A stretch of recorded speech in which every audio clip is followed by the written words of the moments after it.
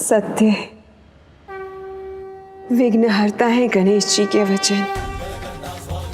मेरे कर्म, मेरे पाप कर्म मेरे और इस संसार के लिए विघ्न बन गए थे, लेकिन गणेश जी ने मुझे उचित मार्ग पर लाकर, मुझे सत्य कर्म के मार्ग पर लाकर उस विघ्न को दूर कर दिया, मुक्ति दिलाई उन्होंने मुझे।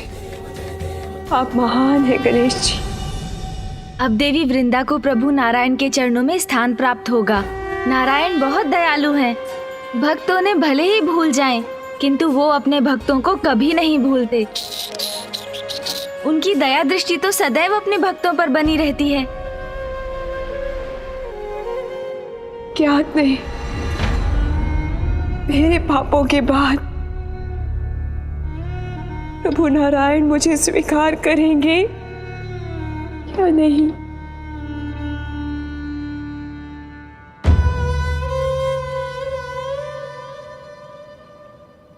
शान्ताकारं भुजगशयनं पद्मनाभं सुरेशं विश्वाधारं गगनसदृशं मेघवर्णशुभांगं लक्ष्मीकान्तं कमलनयनं योगिभिर्धान्यगम्यं वन्दे विष्णुं भवभयहरं सर्वलोकैकनाथम्।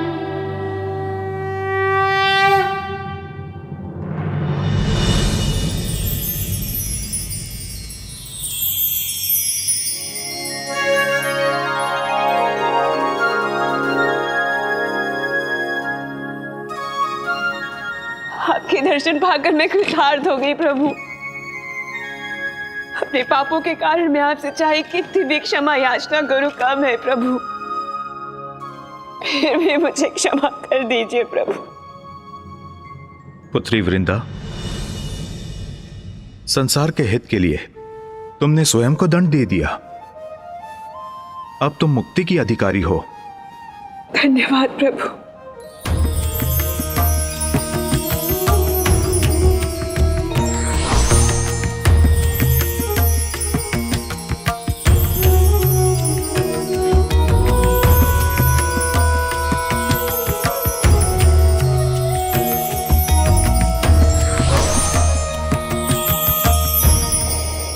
क्षमाशील हैं, महान है नारायण। आपको शत शत नमन मामा जी। मूषक जी चलिए, अब शीघ्रता कीजिए, हमें शीघ्र कैलाश पहुंचना चाहिए। जी प्रभु।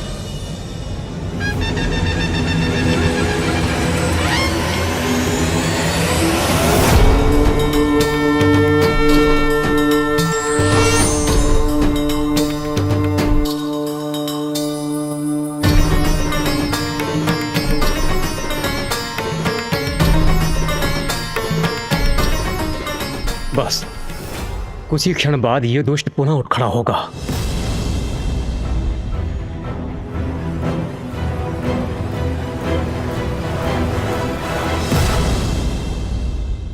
आप सभी इतने चिंतित क्यों हैं?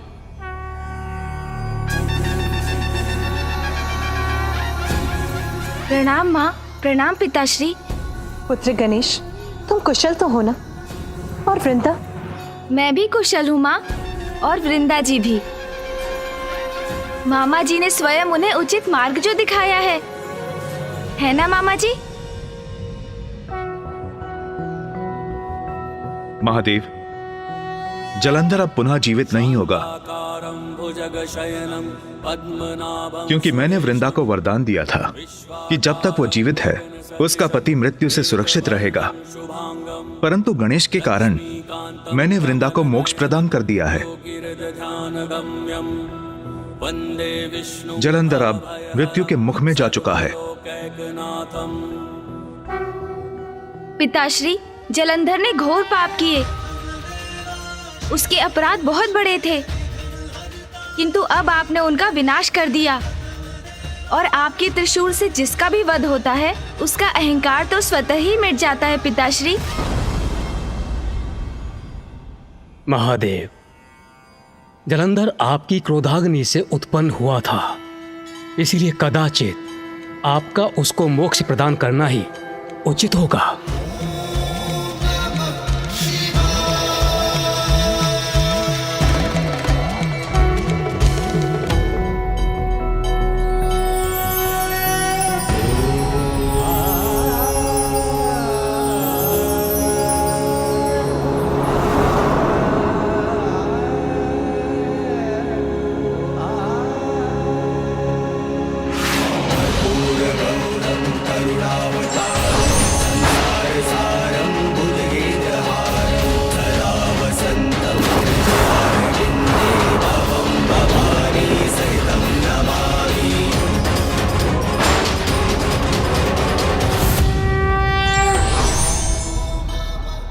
महादेव,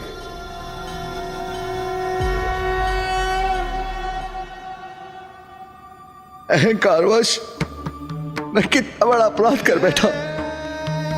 मैं आपसे ही उत्पन्न हुआ और आपको ही नहीं पहचान सका, आपके दिव्य स्वरूप में न देख सका, आपको आपके नाम से संबोधित करता रहा।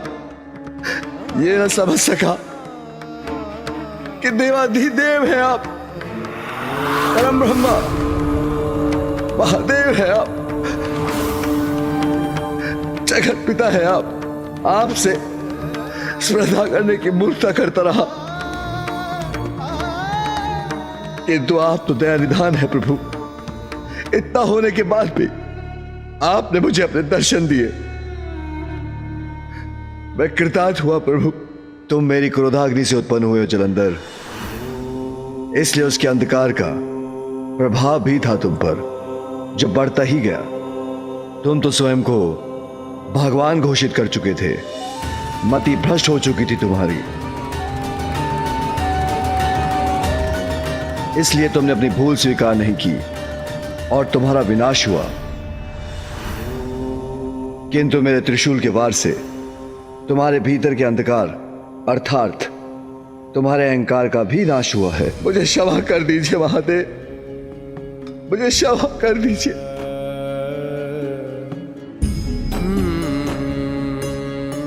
मैं कुमार कार्तिकेय और गणेश जी से भी क्षमा याचना करता हूं प्रभु।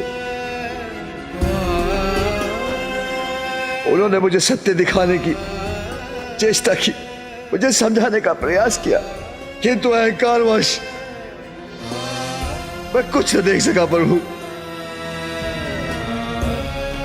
किंतु जिस पर अहंकार हावी हो सकता है, वो भला सत्य कहां देख सकता है। मैंने अहंकारवश इनके साथ भी बुरा व्यवहार किया, मुझे क्षमा कर दीजिए, मुझे क्षमा कर दीजिए प्रभु। महादेव मुझ पर एक कृपा कीजिए, मैं आपकी क्रोधाग्नि से उत्पन्न हुआ हूं, तो पुनः मुझे अपने भीतर समाहित कर मुक्ति दीजिए प्रभु।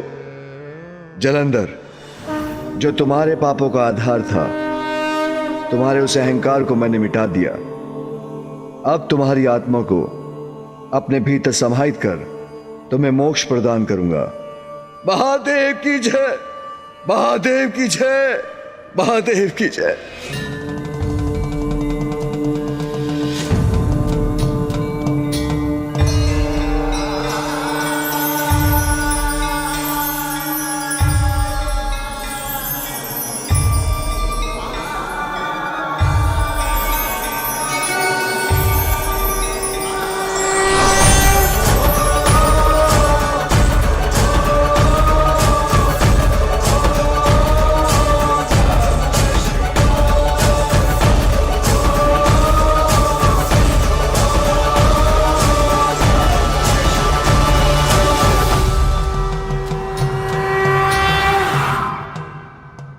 महादेव, आपको कोटि कोटि धन्यवाद। आपने एक बार पुनः हम सभी को और इस सृष्टि को एक महान संकट से रक्षित किया। नहीं देवराज, इस संकट के टलने का, इस विजय का श्रेय तो मुझसे कहीं अधिक पुत्र गणेश को जाता है। पिताश्री, भैया और मामा जी की सहायता के बिना ये कहाँ संभव था।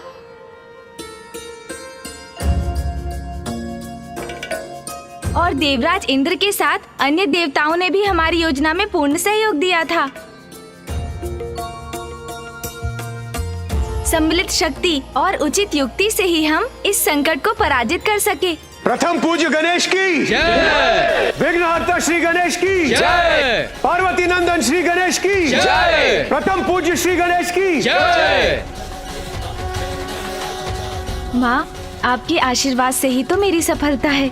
पुत्र, मेरी भी यही कामना है। विघ्नहर्ता, तुम इसी प्रकार संसार के सभी विघ्न दूर करते रहो। जलंधर सृष्टि के नियमों को उलटने पर तुला था, सृष्टि का सर्वनाश करने चला था, किंतु प्रथम पूज्य गणेश जी, आपने उसके अंत का उपाय कर हम सभी को एक घोर महासंकट से बचा ले। देवराज इंद्र, मैंने तो मात्र अपना कर्तव्य निभाया, वही किया जो धर्मोचित था। किंतु हमें स्मरण रखना चाहिए कि भैया ने भी इस कार्य में मेरी सहायता की। वे इस समय अवधि तक शांत रहे, क्रोधित नहीं हुए वो, तभी तो हमारी युक्ति सफल हो सकी।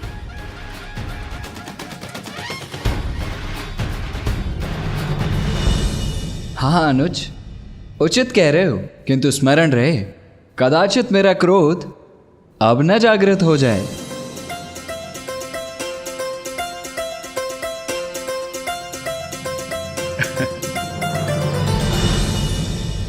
त्रिदेव, माता पार्वती, प्रथम पूज्य गणेश जी, हम सभी को अब प्रस्थान करने की अनुमति दीजिए। नारायण नारायण।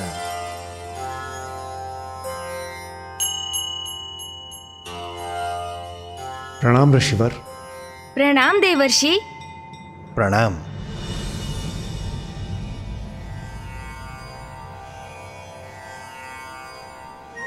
आज्ञा? अभी देवराज, ये कुछ अनुचित कर रहे हैं आप आज। मैं अनुचित कर रहा हूं? किंतु मुझे ज्ञात ही नहीं है कि मैं क्या अनुचित कर रहा हूं। देवऋषि, कृपया शीघ्र बताइए क्या अनुचित हुआ है मुझसे। देवराज इंद्र, जब संकट आप पर कोई छाता है तो प्रथम स्मरण आपको महादेव और प्रथम पूजनीय गणेश जी का ही आता है। तत्पश्चात आप भागे हुए यहाँ आते हैं और जैसे ही गणेश जी वो संकट मिटाते हैं, उसी क्षण आप पुनः लौट के भाग जाते हैं। ये परमार्थ नहीं, ये तो स्वार्थ है।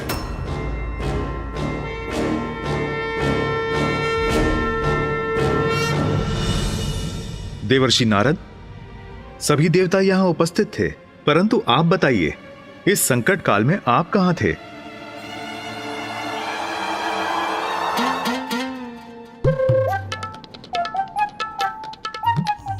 नारायण नारायण। प्रभु, मुझे इस बात का था ज्ञात कि गणेश जी उस असुर के मिटा देंगे सारे ही उत्पात। विश्वास था मुझे, समस्त समस्याओं को वे करेंगे नष्ट। इसी कारण अन्य कार्यों में मैं था व्यस्त। व्यस्त? अच्छा, तो बताइए देवर्षि, किस कार्य में व्यस्त थे आप? अति महत्वपूर्ण कार्य था महादेव। हमारे विघ्न हरते हैं जो सदैव, उनकी उचित हो अर्चना, इसीलिए उनकी स्तुति की मैं कर रहा था रचना। देवर्षि, मेरी स्तुति?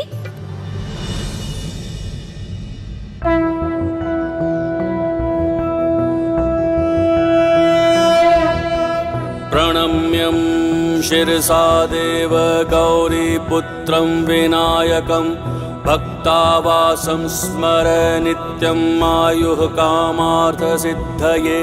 प्रथमं वक्रतुण्डं च एकदन्तं द्वितीयकं तृतीयं कृष्णं पिङ्गाक्षं गजवक्त्रं चतुर्थकं लंबोदरं पंचमं च षष्ठं विकटमेव च सप्तमं विघ्नराजेन्द्रं धूम्रवर्ण तथाष्टकं नवमं भालचन्द्रं च दशमं तु विनायकम् एकादशं गणपतिं द्वादशं तु गजाननं द्वादशैतानि नामानि त्रिसन्ध्ययः पठेन्नरः न चाविघ्नभयं तस्य सर्वासिद्धिकरं प्रभो।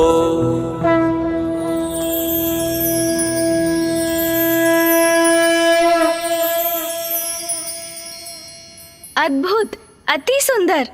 देवर्षि, मुझे आनंद आया, मैं अति प्रसन्न हुआ। ये स्तुति जिसमें मेरे 12 नाम हैं, संकटनाशम गणेश स्तोत्रम के नाम से विख्यात होगी। और जो भी भक्त मेरे लिए ये स्तुति गाकर मेरी पूजा करेगा, मैं उसे सभी विघ्नों से मुक्त कर उसके सभी दुखों का नाश करूंगा। मैं कृतार्थ हुआ प्रथम पूजनीय गणेश जी, आपका सत्य सत्य धन्यवाद। देवऋषि, ये हमारा सौभाग्य है जो आपके मुख से हमें प्रथम पूज्य विघ्नहर्ता गणेश जी की इतनी अद्भुत स्तुति सुनने को मिली। हम कृतार्थ हुए। प्रथम पूज्य श्री गणेश जी की जय, विघ्नहर्ता श्री गणेश जी की जय, पार्वती नंदन श्री गणेश जी की जय। मुझे तुम पर गर्व है पुत्र गणेश। सत्य है अनुज गणेश, तुम्हारी बुद्धि की शक्ति किसी बलशाली योद्धा के बल से भी अधिक बलवान है। भैया, ये तो आपका प्रेम और आशीर्वाद है। प्रथम पूज्य गणेश जी, हम सभी को अब प्रस्थान करने की अनुमति दीजिए।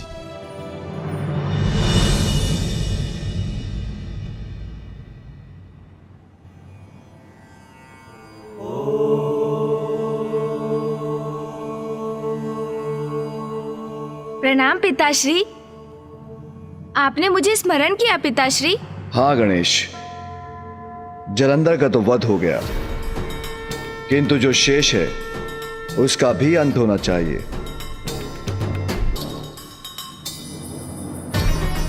पुत्र, जलंधर के द्वारा रचित इस कैलाश का कहां कोई औचित्य है? मैं आपकी आज्ञा समझ गया पिताश्री।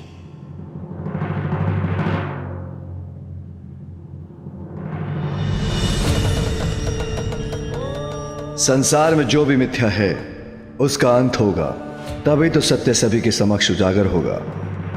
कोई कितना भी बड़ा भ्रम उत्पन्न कर दे, किंतु सत्य तो सत्य है, और सत्य यही है कि समस्त ब्रह्मांड में महादेव एक ही हैं और एक ही है उनका कैलाश।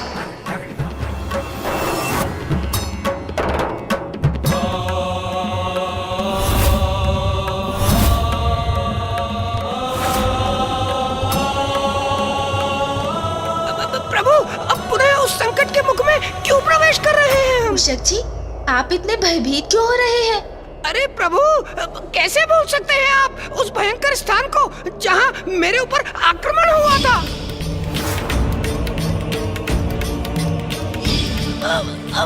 वो तो मैं अपनी गति, अपनी कुशलता से हम दोनों को यहाँ से सुरक्षित निकाल कर ले गया था, अन्यथा। मुझे ज्ञात है मूषक जी, किंतु अब तो देवी वृंदा को मुक्ति भी मिल चुकी है, इसीलिए अब चिंता का कोई कारण ही नहीं। उचित है प्रभु, किंतु ऐसे स्थान पर लौटकर जाने की क्या आवश्यकता है? उस मिथ्या कैलाश को नष्ट करने मूषक जी। ओ, जो आज्ञा प्रभु। शुभ कार्य में तो तनिक भी विलंब उचित नहीं। मैं आपको अति शीघ्र वहाँ पहुँचाऊंगा।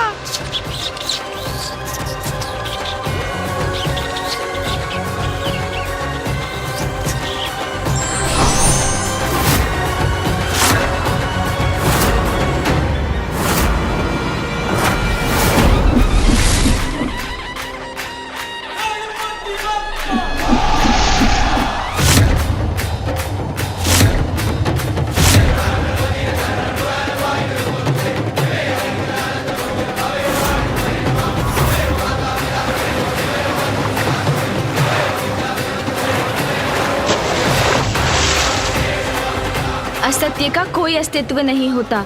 मिथ्या कैलाश का जहाँ से उदय हुआ था, अंत में वो वहीं समा गया। ये कार्य तो संपन्न हुआ मूषक जी।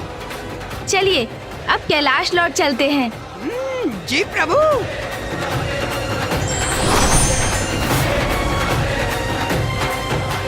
अब कभी कोई मिथ्या कैलाश का निर्माण करने का दुस्साहस कदापि नहीं करेगा।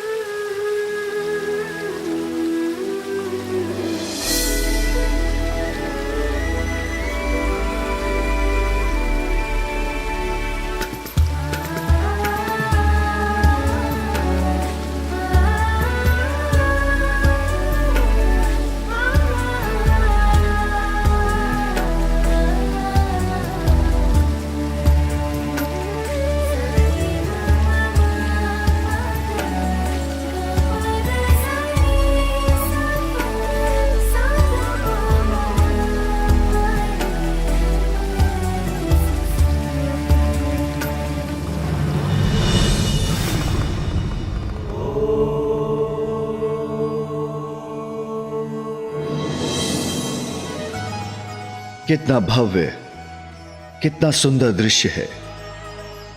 प्रतीत होता है स्वयं प्रकृति उमा ने अपना श्रृंगार आरंभ किया है, जिसके कारण संपूर्ण ब्रह्मांड ने भी अपना नव श्रृंगार प्रारंभ किया है। मूषक जी, वो देखिए, ये मेघ कितनी सुंदर, कितनी मनोहर आकृतियां ले रहे हैं।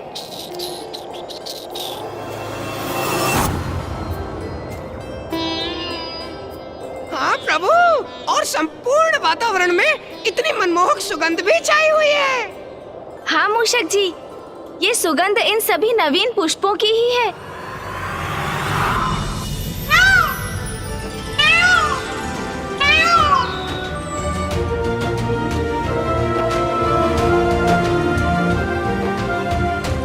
अद्भुत,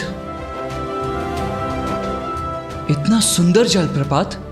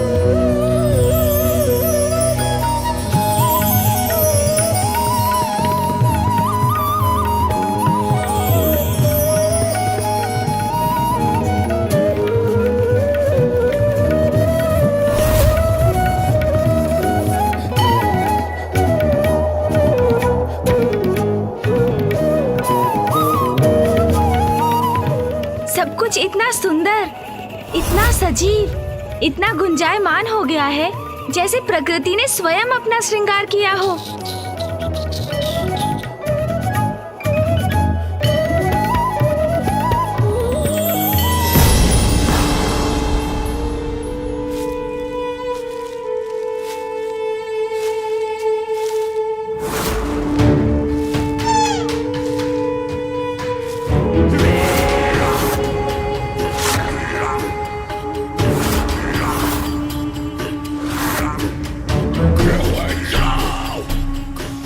ये मृग बड़ा स्वादिष्ट होगा। बहुत आनंद आएगा इसका आहार करने में।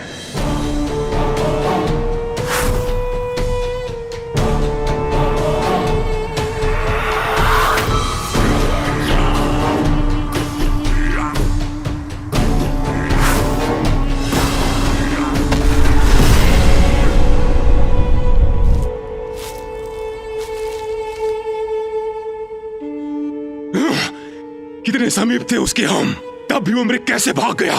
मैं उसे पकड़ने ही वाला था कि अचानक इन वृक्षों के मध्य एक प्रकाश उत्पन्न हुआ।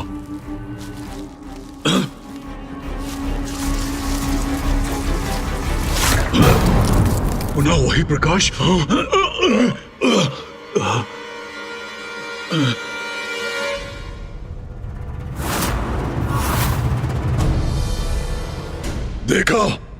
देखा तुमने? वो चमकीला प्रकाश पुनः दिखाई दिया। किसी ने हमारे आखिर का ध्यान भटकाया है, उसे वहीं जाकर दंड देना होगा। चलो।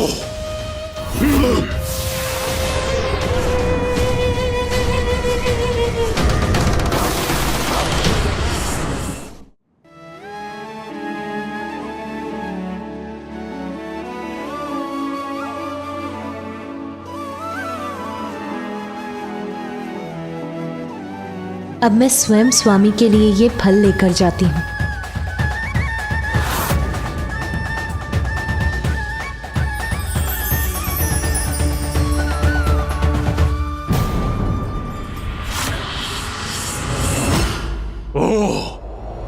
तो ये है वो स्त्री जिसके कारण हमसे हमारा भोजन दूर हो गया। अब तो इनसे अवश्य ही भेंट करनी होगी।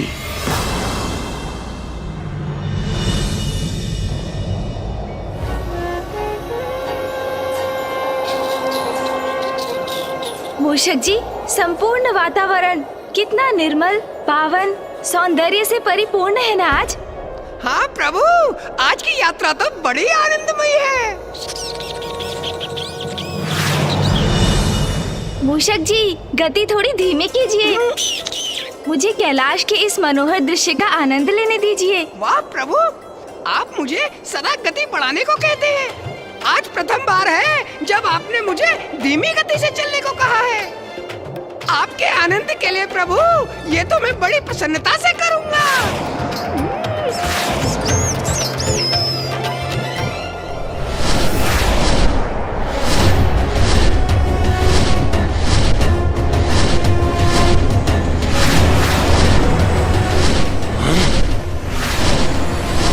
वो आकाश में क्या था? कुछ नहीं, मात्र एक मेघ है। कोई पक्षी होगा।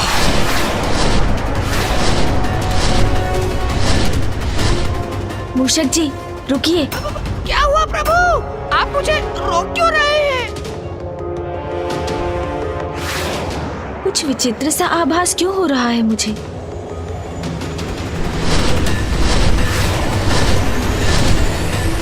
मूषक जी, यहाँ नीचे उतरना होगा आपको। जो आज्ञा प्रभु।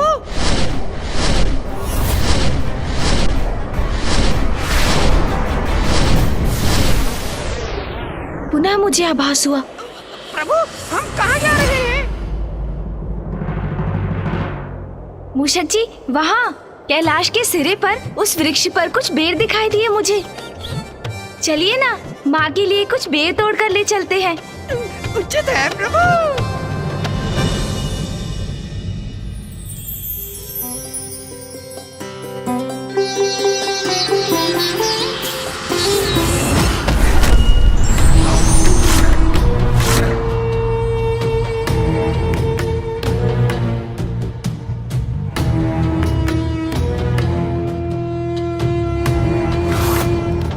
कहाँ गई वो स्त्री? मुझे तो यहाँ कोई दिखाई नहीं दे रहा। कौन स्त्री?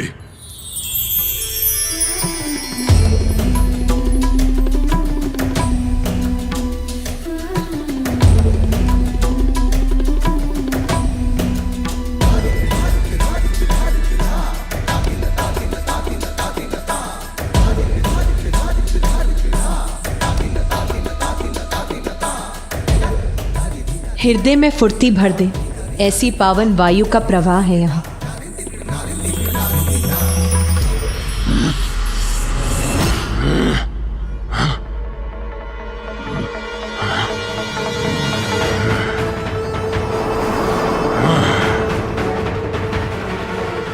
अद्भुत।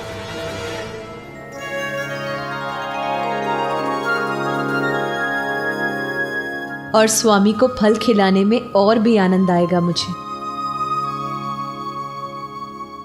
अभूतपूर्व सौंदर्य है इस स्त्री का। असाधारण, असाधारण रूप है इस देवी का।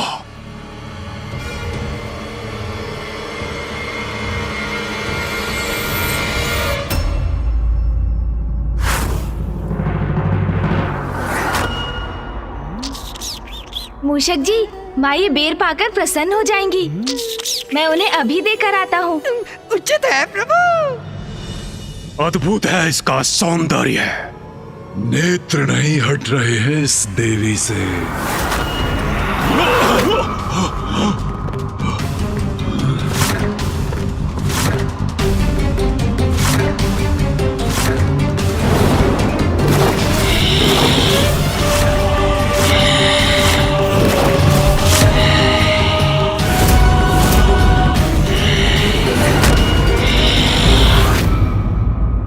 असुरी अंधकार का चक्र कभी समाप्त नहीं होता, किंतु सत्य सदैव उसके अंत के लिए तत्पर रहता है।